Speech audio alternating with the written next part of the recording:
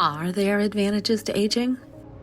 Yes, I am Debbi-Jo Horton, and welcome to Advantages to Aging. Join my guests and I as we discuss aging and what makes for a healthy lifestyle, which results in a quality life. Thank you for joining me today. Welcome, listeners, to another episode of Advantages to Aging. I'm your host, DJ Horton, and today I have with me River Easter from the Ripple Effect Consulting. I am so excited to have her share her brilliance with you because you are going to get so much out of this. So without further ado, welcome, River. I am so excited to be here. Thank you so much for having me and for also giving this great information to all of your listeners. I mean, your podcasts are really awesome. Oh, thank you so much. Well, let's dive in, shall we? We talk Yes. a lot as women about really valuing our own self-worth, but not everybody always understands what that really means. Can you expound on that? Yeah.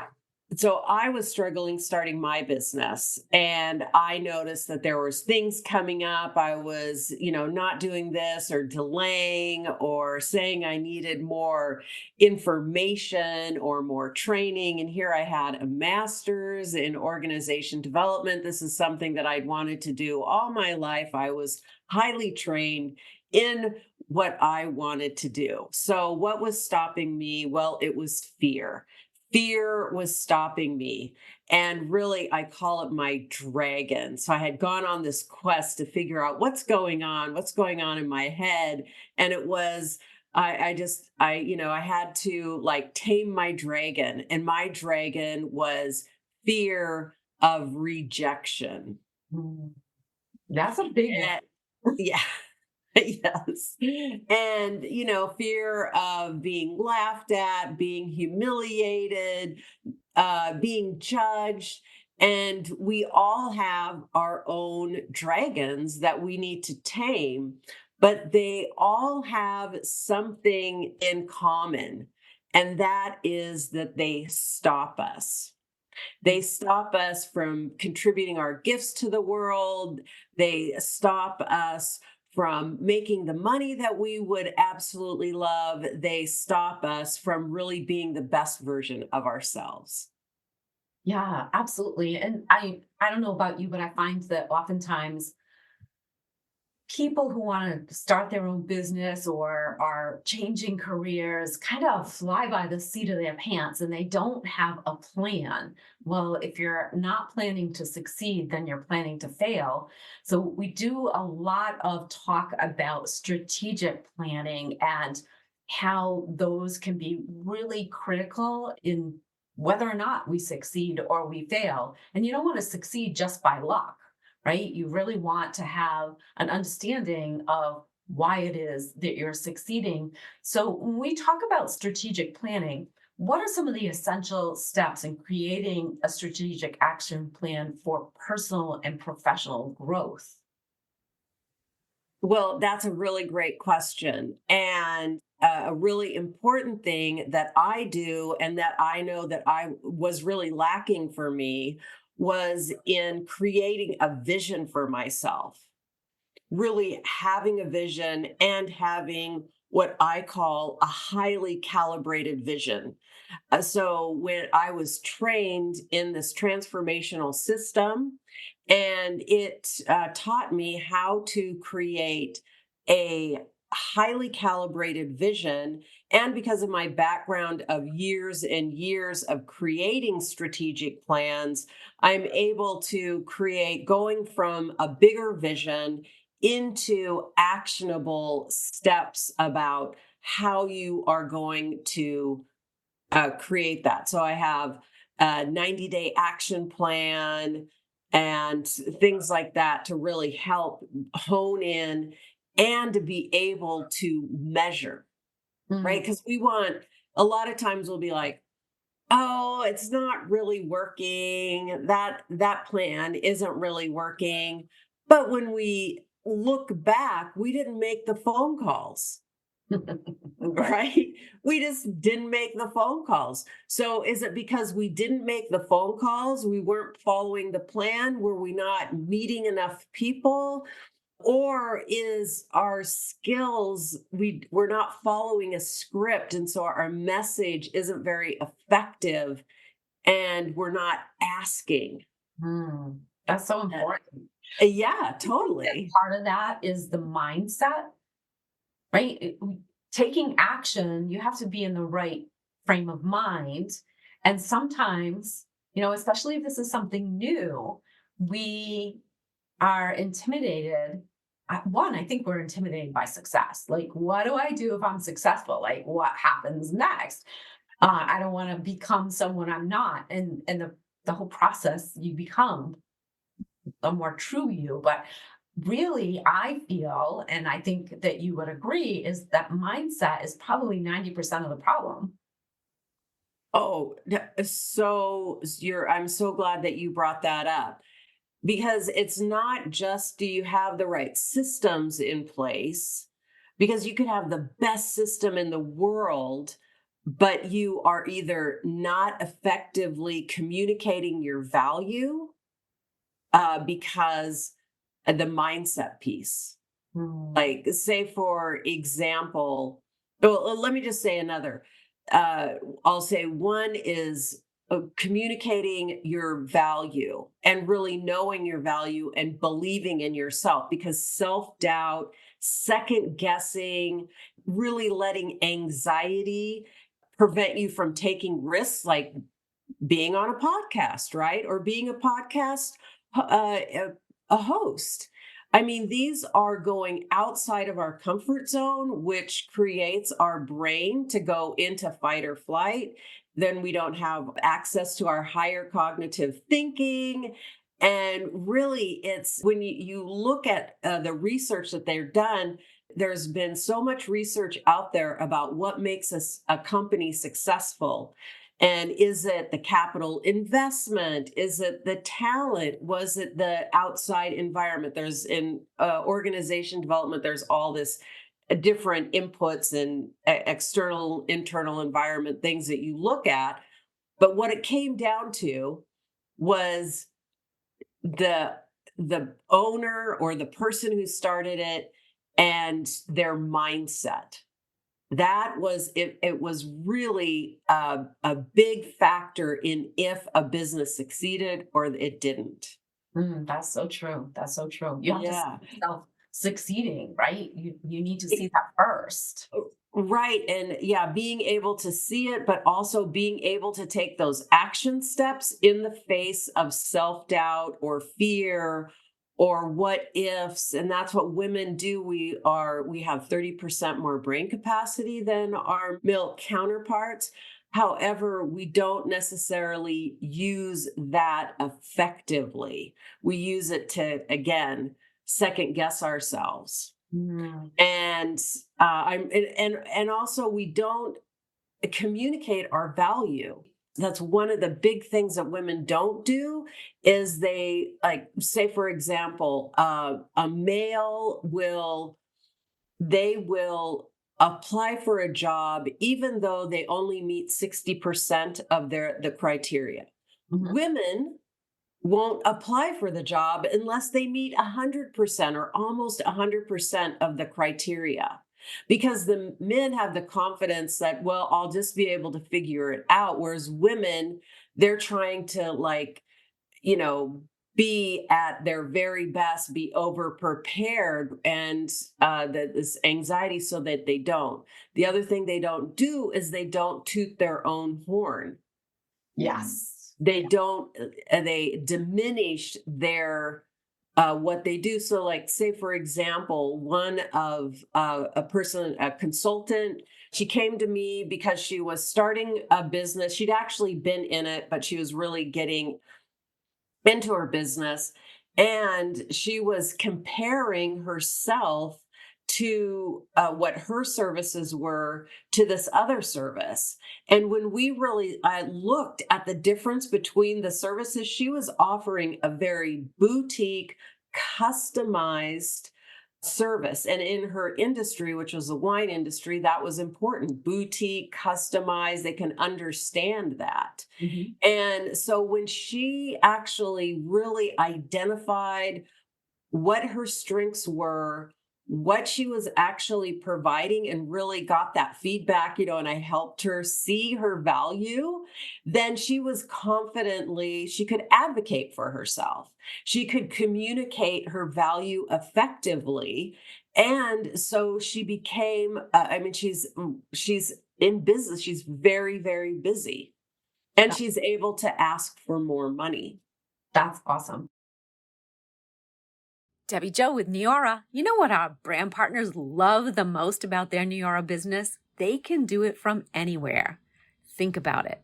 Haven't you always wanted to have your own schedule, be your own boss, maybe even have a global business and be able to run it from your favorite coffee shop or lounging by the pool or seaside, not having to go into the office? We make sure that all of our brand partners have all of the tools they need to run their business while fitting it into their busy lives. So if that's something that you've been curious about, what it might be like for you to be able to do life on your own terms, then I think we need to chat. And a lot of times I find that we maybe have that self-doubt, or still, even if we've been working on it for a long time to get, this our self-talk in a more positive light, sometimes we just slide backwards. Do you have some techniques that you share that can help to overcome those? When we're feeling self-doubt, Mm. yeah, like, and we're trying to talk ourselves out of something that we might be outside of our comfort zone. Absolutely. Uh, definitely, definitely. Generally, there's three things that we do that are really good indicators that we are thinking in a way, it's usually an unconscious belief about ourselves, like we lack something. I liked what you said about fear of success. Oh my gosh, if I'm successful, how will I manage a big team? Mhm. Right? Oh, if I'm so busy now, what's it going to be like when I'm really successful? I love working with women, especially for a year, because that really helps them to sustain and maintain a new level of success in their life. Mhm. And this one woman I was working with, she started to slack off on her goals, and she was doing really, really good. And I was like, well, what's going on? She's like, I don't know. I just kind of lost interest. But when we really dug down into what was going on for her, it was that she was afraid of being successful. She was afraid of not being able to be a leader in her business and manage her team. Mm. And so that stopped her. And so we were able to really uncover that thinking that was sabotaging her behavior. And she could see that it wasn't really true. And she could move on. And then she successfully created a very, very profitable business.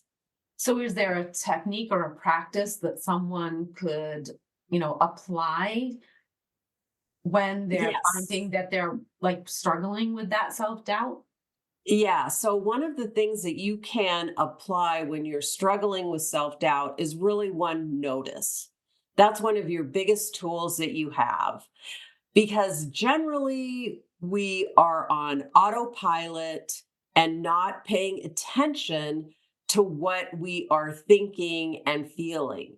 And so, stopping, pausing, taking three nice deep breaths to move out of fight or flight and into more, it's what we call rest, relax, and it's a creative stage. And you can ask yourself, what am I thinking? What am I feeling?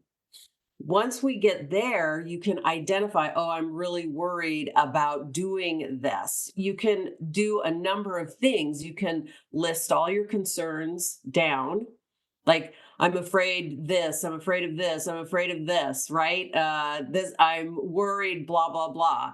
about, and then you can, when you're reading this list, you want to breathe, and you can yawn and stretch. Yawning and stretching is a way to get into relaxation, right?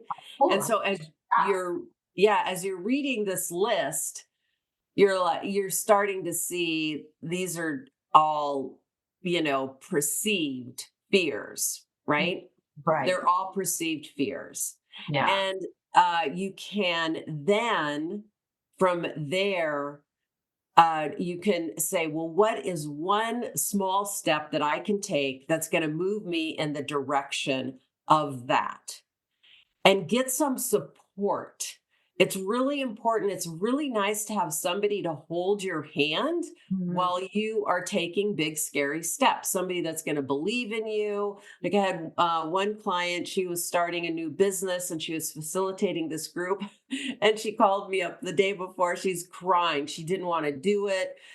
She was, it was over. I'm like, just basically talking her off the ledge, Mhm. right? And having her do it. And then afterwards, she was like, I do not know why I just had that total breakdown because it was really easy. And once I was there, I realized I had all the skills, I had a lot of fun. So, but you need sometimes that person to love, love, love, but also give you that shove. Well, we're getting ready to wrap up, and I'm sure listeners that you're going like, okay, so I need to have River as my coach because she clearly is speaking directly to me. And all of her contact info will be in the chat, along with, if River would be so kind to share with me, a link to schedule a one-to-one with her to see whether or not the two of you would be a good fit for one another. But before we leave, River, is there some actionable steps that women can take to stay motivated and confident while they're pursuing their goals, even if they are Well, I think one scary? of the things, yeah, I think one of the things that you can do is that you can do affirmations. And so I have some confidence affirmations. I have a link I'll send you, and that they can download a list of confidence affirmations that I created that specifically for women. And you can take 3 of those that you see and say them to yourselves every day. Actually, do it better. Write it on a sticky, put it on a mirror, and say it while you're looking at yourself. And so that is really it. Just keep taking those consistent steps and knowing that you're going to do it, but do it afraid anyway. I mean, fear is, we just want to kick it out of the driver's seat, and put it in the back seat. Well, I so appreciate everything that you said, and my wheels are turning. I was thinking about different things that could be done, and those are really great tips. Listeners, I'm sure that you have also taken many notes. If you haven't, just listen to the podcast again, grab your pen and paper, write those down, or find that link to schedule that one-to-one with a River. This is so fun. She's got crazy glasses on, Wonder Woman glasses. Am I right? Wonder Woman, baby. Come on. You gotta crown yourself or be, take on and believe in yourself and believe in your gifts. So I don't know. I use this as my way of reminding myself that we're all Wonder Women. We certainly are. Well, listeners, I hope that you took away lots and lots of nuggets, and we will talk soon on our next episode of Advantages to Aging.